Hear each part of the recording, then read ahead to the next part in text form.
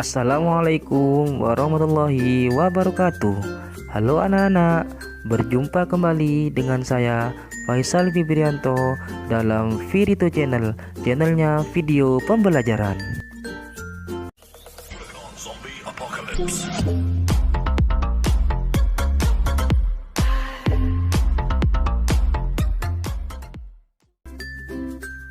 Sebelum masuk ke dalam materi, jangan lupa ya, klik tombol subscribe dan tekan tombol lonceng notifikasinya agar tidak ketinggalan video terbaru dari Virito Channel.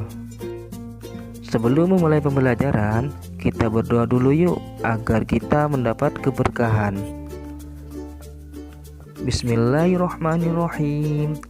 Rabbi zidni ilma warzuqni fahma. Ya Allah, tambahkanlah aku ilmu dan berilah aku pemahaman. Amin.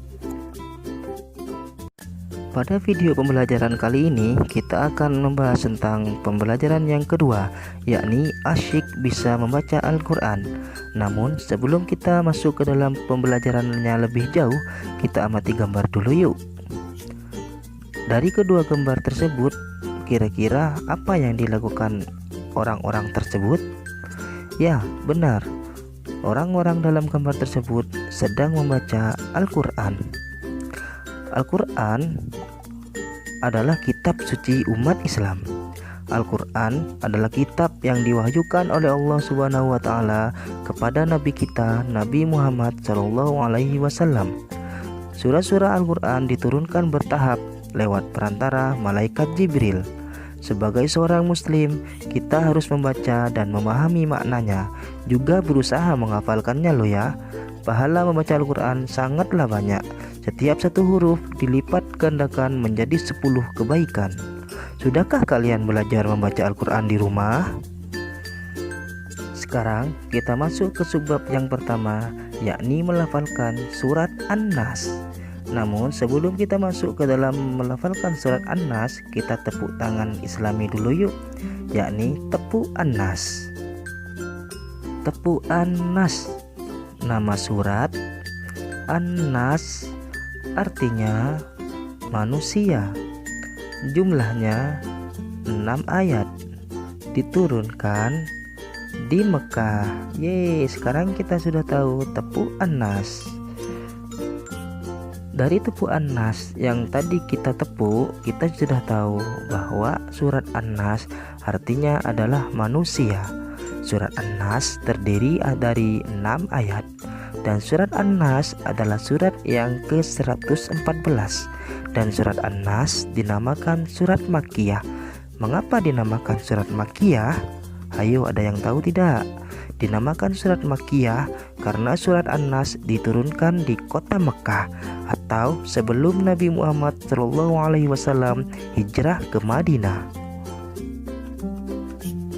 Dalam surat An-Nas juga berisi tentang perintah kepada manusia agar meminta perlindungan hanya kepada Allah Subhanahu wa taala, agar terhindar dari godaan setan baik berupa jin maupun manusia.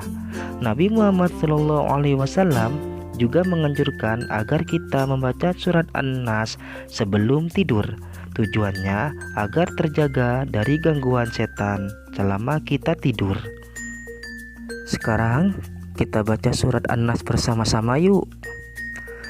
Bismillahirrahmanirrahim. Qul a'udzu birabbin nas, malikin nas, ilahin nas, min syarril waswasil khannas, alladzi yuwaswisu fi sudurin nas, minal jinnati wan nas. Yang artinya, dengan menyebut nama Allah yang Maha Pengasih lagi Maha Penyayang, katakanlah, aku berlindung kepada Tuhannya manusia, Raja manusia, sembahan manusia, dari kejahatan atau bisikan setan yang bersembunyi yang membisikkan kejahatan ke dalam dada manusia dari golongan jin dan manusia. Menghafal surat An-Nas. Menghafal surat An-Nas dapat kita lakukan dengan mudah loh anak-anak. Caranya dengan membaca lafal per lafal secara berulang-ulang hingga hafal satu ayat. Dilanjutkan membaca lafal-lafal pada ayat selanjutnya. Demikian seterusnya hingga hafal keseluruhan ayatnya. Sampai di sini dulu ya. Subhanakallahumma wa bihamdika asyhadu an la ilaha illa anta astaghfiruka wa atubu ilaik.